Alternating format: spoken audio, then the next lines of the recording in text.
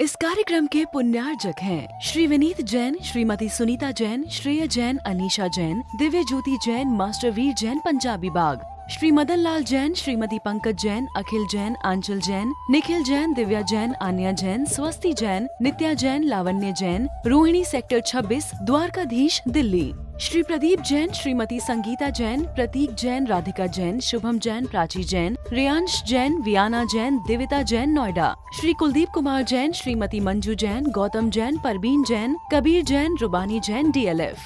सौभाग्य सागर को हमने देखा, हमें नजर प्रभु महावीर आए। सौभाग्य सागर को हमने देखा, हमें नजर प्रभु महावीर आए। नैनों के रस्ते फिर बाल होगी, नैनों के रस्ते फिर बाल होगी, हमारे अंतर मन में समाए। सौभाग्य सागर को हमने देखा, हमें नजर प्रभु महावीर आए। सौभाग्य सागर को हमने देखा, हमें नजर प्रभु महावीर आए। किया है ना जाने कैसा जादू, किया है ना जाने कैसा जादू, हुए हैं हम गुरुवर के दीवाने। पलकों का घर है जिसमें गुरु को, पलकों का घर है जिसमें गुरु को सदैव रहते हैं हम बसाए। सौभाग्य सागर को हमने देखा, हमें नजर प्रभु महावीर आए।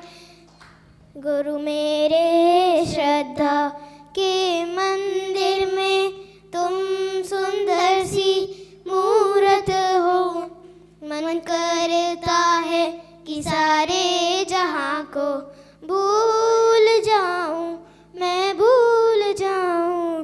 गुरु मेरे श्रद्धा के मंदिर में हमने जो तुमसे पाया, ये सब सपना सा ही लगता है। मुस्काओ या फिर डांट भी दो, सब सपना सा ही लगता है। जो भाव है तुम्हारे गुरुवर, उनको पूरा करना है। अब तुम चरणों का हो जाओ, बस इतनी सी तमन्ना है। इस सौभाग्य के सागर हम तो तेरे नाम की नैया में आ बैठे। मन करता है कि सारे जहां को भूल जाऊं, मैं भूल जाऊं।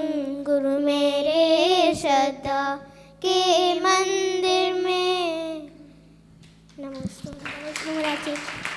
नमो वाईरियाडम, नमो वज्रायाडम, नमो लोय, और तेज करिए, नमो एरिहंताडम, नमो सीताडम, नमो वाईरियाडम, नमो वज्रायाडम। महानुभावों, जीवन में तरह तरह के लोग होते हैं। कुछ लोग लोक के कारण धर्म कर रहे हैं, कुछ लोग अपनी आत्मा को पवित्र बनाने के लिए धर्म कर रहे हैं, और कुछ लोग इसीलिए धर्म कर रहे हैं कि हमारे घर में धर्म चला आ रहा है। और कुछ लोग धर्म इसलिए कर रहे हैं कि धर्म के बिना जीवन में कुछ भी नहीं है। मैं यह नहीं कहता कि जो मंदिर में आ रहा है वही धर्मात्मा है, बल्कि यह कह रहा हूं कि जो घर को भी मंदिर बना ले वही दुनिया में सबसे बड़ा धर्मात्मा है।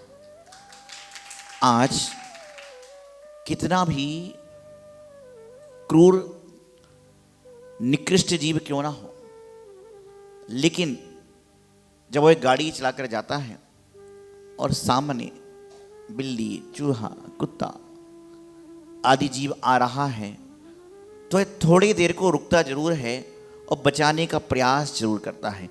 यही तो धर्म है।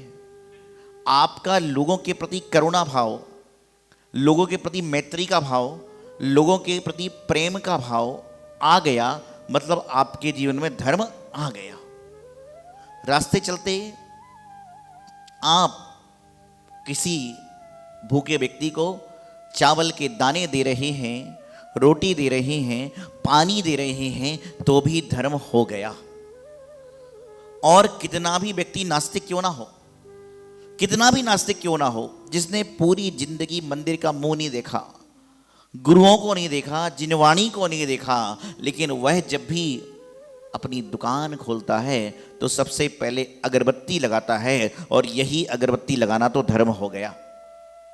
वह व्यक्ति जब गाड़ी खरीदने जाता है तो गाड़ी खरीदने के बाद सबसे पहले उस पर स्वस्तिक बनाता है, यह भी तो धर्म हो गया। अंतर इतना है, आप मंदिर में भगवान के सामने धर्म कर रहे हो, वह बिना मंदिर के, बिना भगवान के धर्म कर रहा है, लेकिन पुण्य किसको मिलेगा? पुण्य तो दोनों को मिलेगा, लेकिन अंतर इतना है कि पुण्य उसको ज्यादा मिलता है जो समझकर कर रहा है।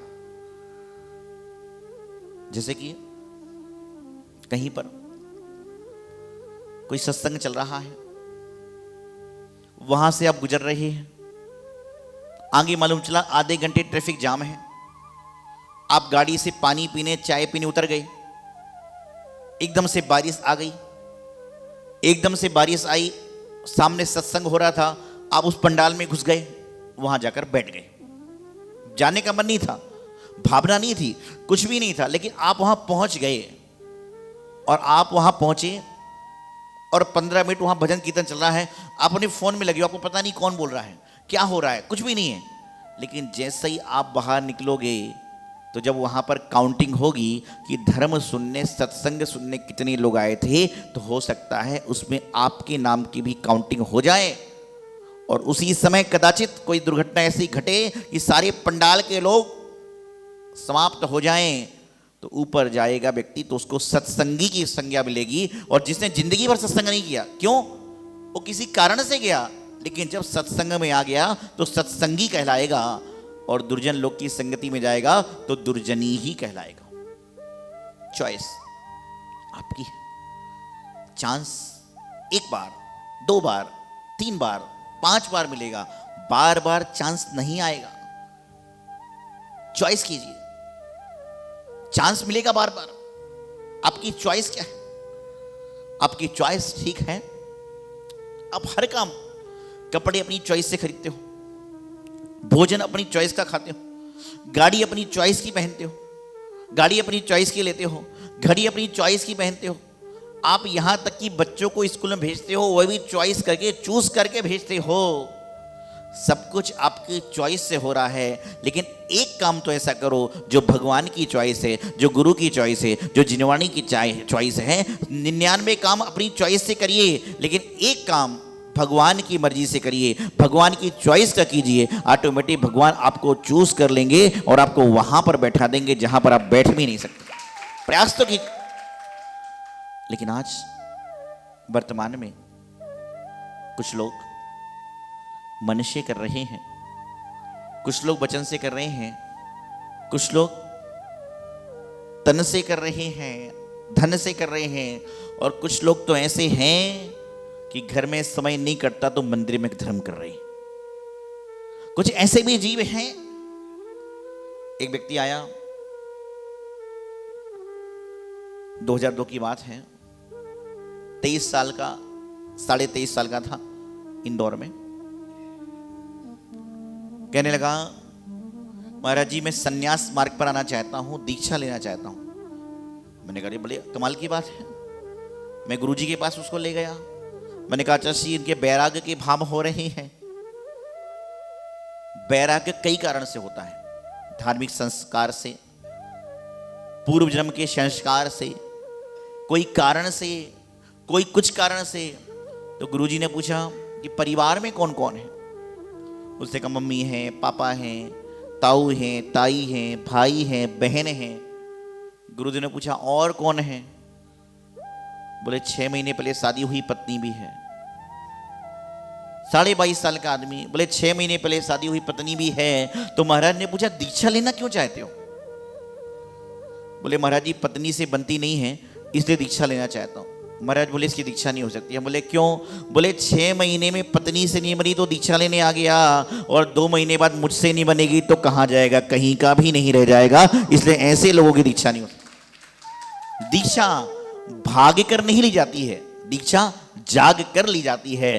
धर्म भागने का काम नहीं है, बल्कि धर्म जो है वह अपने कर्मों को भगाने का है। हमारे अंतरंग में जो अशुभ परिणाम हैं उनको दूर करने का नाम है। धर्म का फार्मूला क्या है? धर्म करने का फार्मूला है क्या? तो धर्म करने का फार्मूला मैं बताता हूं आपको। आज से 20-25 साल पहले एक स्कूटर चलती थी, क्या नाम था उसका? कौन सी थी बताइए? बजाज थी। एक और थी, और कौन सी थी बताइए, याद करो। एलएमएल। तो मैं आपको बताना चाह रहा हूं कि धर्म करने का मंत्र देना चाहता हूं कि धर्म करने का सबसे बड़ा सार्थक तरीका है LML। क्या? धर्म करने का सबसे बड़ा मूल मंत्र है LML। क्या? L से लोड, M से मत, L से लो, कि लोड मत लो और धर्म करने का प्रयास करो, आपका पूरा जीवन धर्ममय बन जाएगा। लेकिन आदमी कल मुझे मंदिर जाना है, इतना टेंशन में कि रात को नींद नहीं आ रही और सुबह यहां ऊँघ रहा है। अरे जाना बस खत्म हो गई बात। कल मुझे अभिषेक करना है, हर घंटे घड़ी की नींद खुल रही है।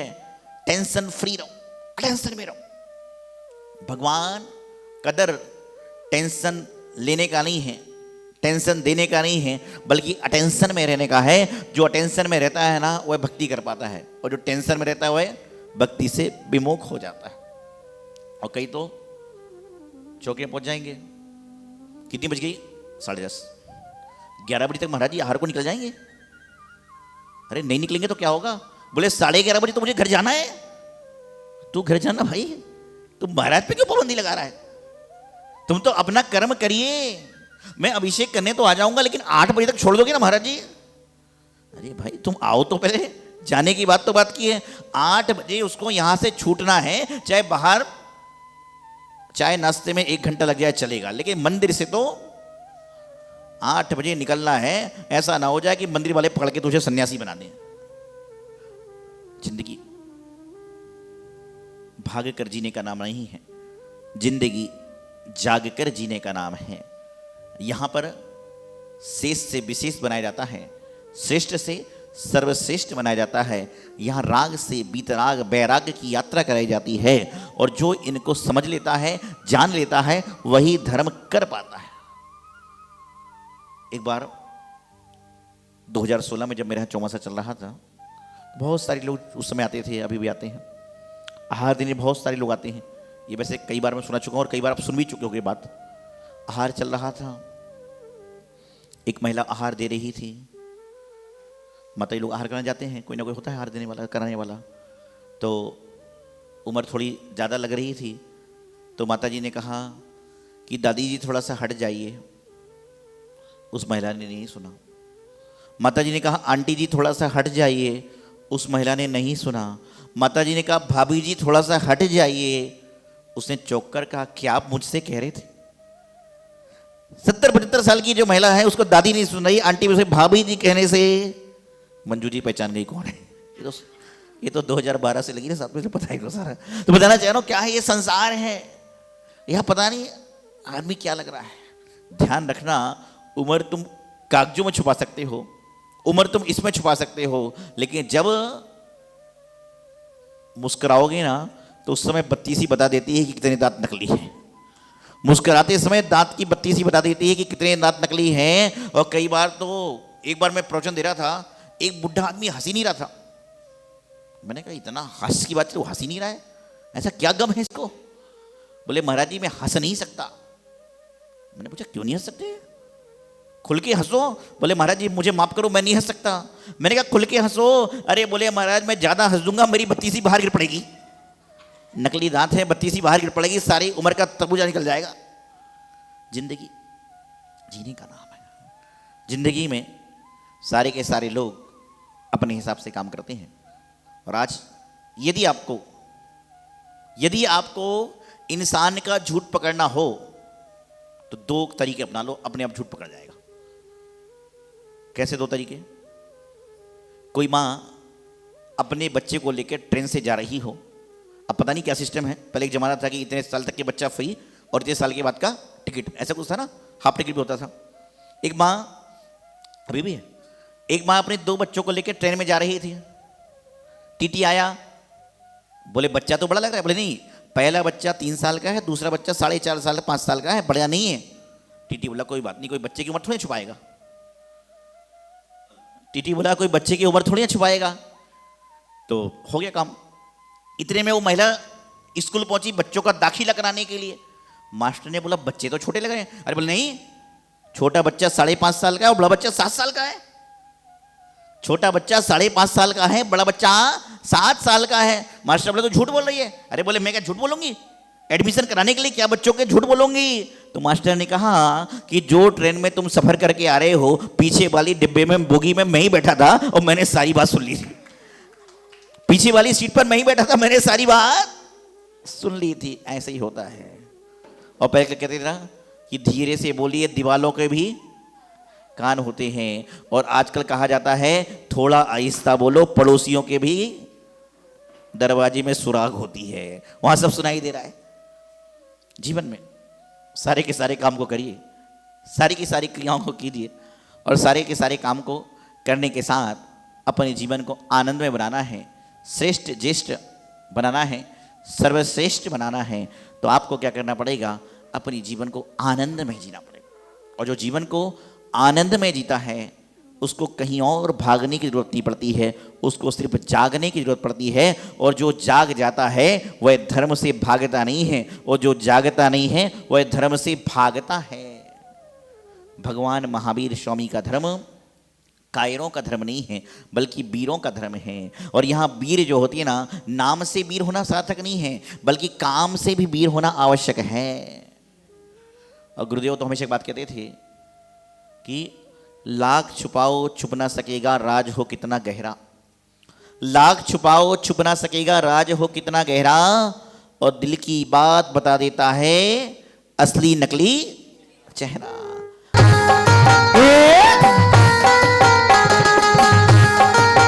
तेरे दिल में उतर के तेरे दर पर आऊंगा।